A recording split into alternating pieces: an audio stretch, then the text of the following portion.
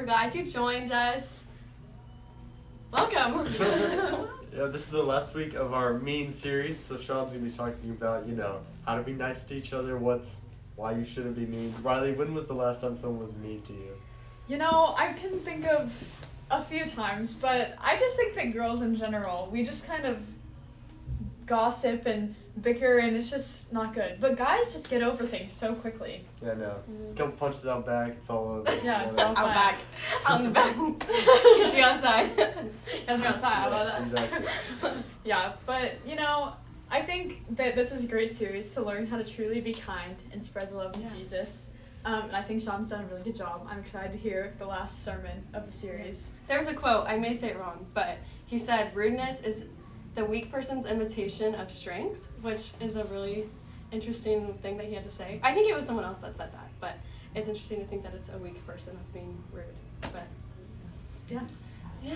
Good stuff. Next week we have Pack the Gym, so make sure to invite your friends. Pack the gym. We'll have There's an illusionist is going to be there. also going to be breakfast. Yeah. Good A stuff. lot of fun. It'll be good. So bring all your friends. It's going to be a blast. Pack that gym. Pack that gym. Pack that gym. Anyways, okay, we're going to send it to Sean's sermon now. Have a great Sunday. Bye.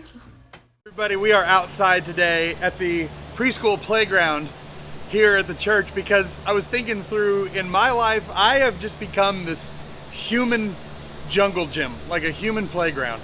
I don't know why, but ever since I started serving in churches, anytime children see me, they just think, I need to climb that.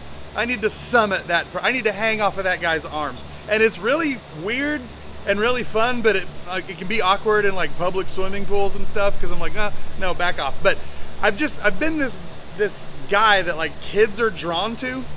There was a kid when I worked at Kanakuk. He was a 200-pound 11-year-old. And he asked me one time, he goes, can I have a piggyback ride? And I was like, you have got to be kidding me, bro. But I threw him on my shoulders and we walked up the side of the hill in Branson. And that was probably the only piggyback ride that kid had ever gotten in his life. And it was the last time I ever gave a kid that big a piggyback ride. But it was just this cool moment because he never really had a chance for that to happen. And so I was kind of able to accommodate that, and it was kind of fun. It's a sweet memory. So what I want to look at just briefly today is in Mark chapter 10, verses 13 through 16, we see a story of when little children are coming to Jesus. I'll read you the text, and we'll look at a couple words here. It says, people were bringing little children to Jesus for him to place his hands on them, but the disciples rebuked them. When Jesus saw this, he was indignant. He said to them, let the little children come to me, and do not hinder them, for the kingdom of God belongs to such as these. Truly I tell you, anyone who will not receive the kingdom of God like a little child will never enter it. And he took the children in his arms, placed his hands on them, and blessed them.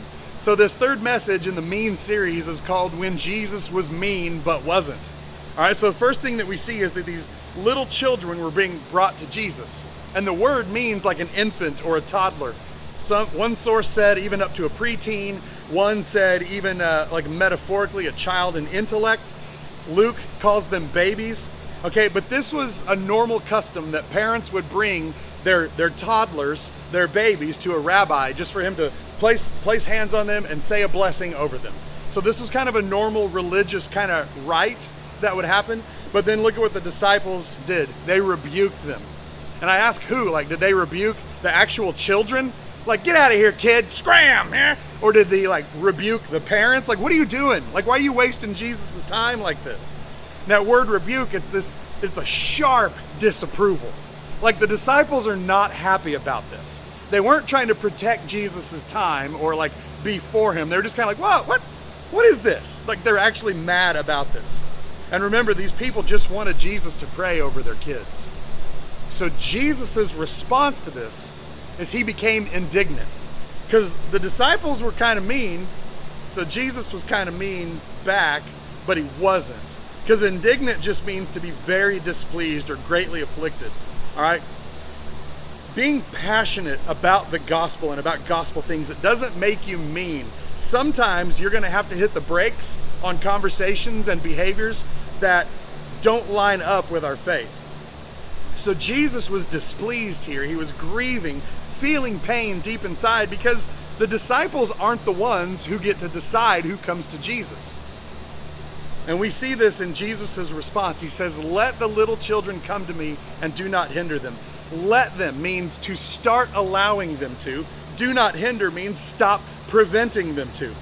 So this wasn't just that they were kids that Jesus was mad. He became indignant. The main idea here is who gets to enter the kingdom of God.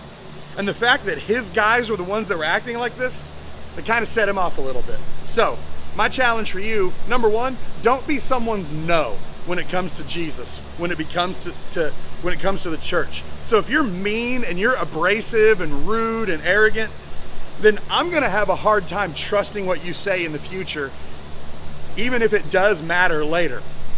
See, because if you set yourself up this way, I'm gonna look at you and remember you as, man, that's that rude, arrogant jerk. Like, why would I wanna be a part of the church he's talking about now? So you gotta make sure that you're setting yourself up in a way where you're not somebody's no. But at the same time, you don't want to say no for somebody. Tom Rainer said this in some of his research, 82% of unchurched people are at least somewhat likely to attend church if they're invited. But 98% of churchgoers never extend an invitation in a given year. And then in his book, The Unchurched Next Door, he said 7 out of 10 unchurched people have never been invited to church in their whole lives. So what Jesus does, he picks the kids up in his arms. He says, you know what? I'm going to do more than just bless you and pray over you. I'm going to have you crawl up in my lap. We're going to have a tickle fight. And I can just see him kind of looking over as all these kids are giggling and laughing. And he's looking at his disciples and just kind of giving them that look like, you really wanted to stop this? You wanted to stop this joy and these kids getting to come to me? And he blessed them. He picked them up again and again, over and over, and it was just him. The disciples didn't eventually join in. The thing that made Jesus indignant also became this great over and above kind of a blessing for these kids and this family. And his disciples are probably just shaking their heads going, what have we done? So there's 2 times that we read of Jesus being indignant, and both have to do with people preventing someone else from coming to him. So, in closing, don't be someone's no, and don't say no for someone. The thing that makes Jesus mean, but really he's not mean, is when you prevent somebody from coming to Christ. So people are mean, you don't have to be. You can go out of your way to be kind. And what if you start allowing and stop preventing others to come to Jesus? Y'all, thank you so much for joining us. We'll see you.